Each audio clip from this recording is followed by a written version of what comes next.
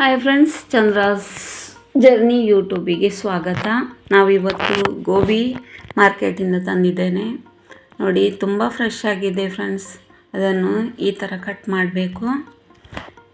ನೋಡಿ, ಸಣ್ಣ ಸಣ್ಣ ಪೀಸ್ಗಳಾಗಿ ಕಟ್ ಮಾಡಿಕೊಂಡು ಅದನ್ನು ಬಿಸಿ ನೀರು ಅಂದರೆ ಸ್ವಲ್ಪ ಬೆಚ್ಚಗಿರುವ ನೀರು, ಉಪ್ಪು, ಹಳದಿ ಹಾಕಿ ಅದಕ್ಕೆ ಒಂದು ಅರ್ಧ ಗಂಟೆ ಅದರಲ್ಲಿ ಮುಳುಗಿಸಿ ಇಡಬೇಕು.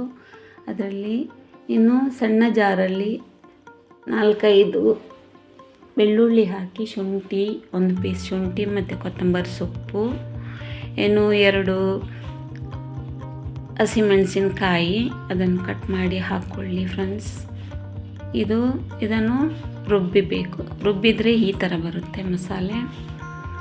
ಅದನ್ನು ತೆಗೆದಿಡಿ. ಇನ್ನು ನೀವು ಗೋಬಿಗೆ ಸ್ವಲ್ಪ ಕಡಲೆ ಹುಡಿ, ಸ್ವಲ್ಪ ಅಕ್ಕಿ ಹುಡಿ ಮತ್ತು ಗರಂ ಮಸಾಲ. ನಾನು ಎವರೆಸ್ಟಿದ್ದು ಗರಂ ಮಸಾಲ ತೊಗೊಂಡಿದ್ದೀನಿ. ಅದು ಒಳ್ಳೆ ಟೇಸ್ಟ್ ಇರುತ್ತೆ. ನೋಡಿ, 1 ಸ್ಪೂನ್ ಹಾಕಬೇಕು ಎವರೆಸ್ಟಿದ್ದು ಗರಂ ಮಸಾಲ. ಹಾಕಿದರೆ ಅದರದ್ದು ಸ್ವಲ್ಪ ಟೇಸ್ಟ್ ಬೇರೆ ಇರುತ್ತೆ ಫ್ರೆಂಡ್ಸ್. ಖಾಲಿ ಮೆಣಸಿನ ಹುಡಿ, ಹಳದಿ ಹುಡಿ ಹಾಗೆ ಪೇಸ್ಟ್ ಹಾಕಿ ಮಾಡ್ಬೋದು. ಅಂದರೆ ಗರಂ ಮಸಾಲ ಸ್ವಲ್ಪ ಹಾಕಿ. ಕೆಲವರಿಗೆ ಇಷ್ಟ ಆಗಲ್ಲ ಗರಂ ಮಸಾಲೆ, ಕೆಲವರಿಗೆ ಆಗುತ್ತೆ. ಇನ್ನು ಸ್ವಲ್ಪ ಧನಿಯಾ ಹುಡಿ ಮತ್ತು ಹಳದಿ ಹುಡಿ ಹಾಗೆ ಲಿಂಬು ಕೂಡ ಹಾಕಿ ಚೆನ್ನಾಗಿ ಮಿಕ್ಸ್ ಮಾಡಿ ಫ್ರೆಂಡ್ಸ್. ನೋಡಿ, 1 ಇಡೀ ಲಿಂಬು ಹಾಕಿದ್ದೇನೆ. ಹುಳಿ ಕಮ್ಮಿ ಬೇಕಿದ್ರೆ ಸ್ವಲ್ಪ ಕಮ್ಮಿ ಕೂಡ ಹಾಕ್ಬೋದು. ನಿಮಗೆ ಸ್ವಲ್ಪ ಕಾರ್ನ್ಫ್ಲೋರ್ ಹಾಕಿದ್ದೇನೆ. ಸ್ವಲ್ಪ ಉಪ್ಪು ಹಾಕಿ ಚೆನ್ನಾಗಿ ಕಲಸಬೇಕು. ಹಿಟ್ಟು ಒಳ್ಳೆ ಹದ ಬರುವಾಗ ಅದರಲ್ಲಿ ಗೋಬಿಯನ್ನು ಹಾಕಬೇಕು. ಯಾಕಂದರೆ ಹಾಗೆ ಹಾಕಬಾರ್ದು, ಅದರ ಅಡಿಯಲ್ಲಿ ನೀರಿರುತ್ತಲ್ಲ, ಅದಕ್ಕೆ ಮೇಲಿಂದ ತೆಗೆದು ಹಾಕಿ ಅದನ್ನು ಚೆನ್ನಾಗಿ ಬೆರೆಸಿ ಇಡಬೇಕು. ನೋಡಿ, ಈ ಥರ ಬರುತ್ತೆ. ಇದನ್ನು ನಾವು ಮತ್ತೇನು ಎಣ್ಣೆಯಲ್ಲಿ ಫ್ರೈ ಮಾಡಲಿಕ್ಕೆ ಬಾಣಲೆ ಗ್ಯಾಸ್ ಮೇಲೆ ಇಟ್ಕೊಂಡು ಎಣ್ಣೆ ಹೊಯ್ದು ಅದಕ್ಕೆ ಇದನ್ನು ಹಾಕಬೇಕು ಫ್ರೆಂಡ್ಸ್. ನೋಡಿ, ಅದನ್ನು ಹಾಕಿದ ತಕ್ಷಣ ನಾವು ಸ್ಪೂನ್ ಹಾಕಬಾರ್ದು.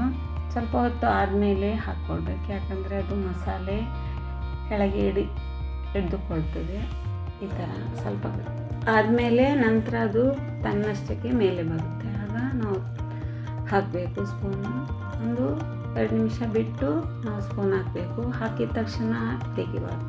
ಸ್ವಲ್ಪ ಹೊತ್ತಾದಮೇಲೆ ಅದನ್ನು ಆಚೆ ಈಚೆ ತಿರುಗಿಸಿಕೊಂಡು ನೋಡಿ, ಈ ಕಲರ್ ಬರುತ್ತೆ ಫ್ರೆಂಡ್ಸ್. ನೋಡಿ, ಇಷ್ಟಾಗುವಾಗ ನಾವು ಇದನ್ನು ತಡುಪು ತೆಗೆದು ಅದರಲ್ಲಿ ತೆಗೆದು ಹಾಕಬೇಕು ಫ್ರೆಂಡ್ಸ್. ನೋಡಿ, ಈ ಥರ ಬರುತ್ತೆ. ನೋಡಿ, ಇನ್ನೊಮ್ಮೆ ಬೇಕಿದ್ರೆ ನಿಮಗೆ ಅದರಲ್ಲಿ ಉಳಿದದನ್ನು ಹಾಕಿ ಹಾಗೆ ಚೆನ್ನಾಗಿ ಕಾಯಿಸಿ ಫ್ರೈ ಮಾಡ್ಕೊಳ್ಬೋದು.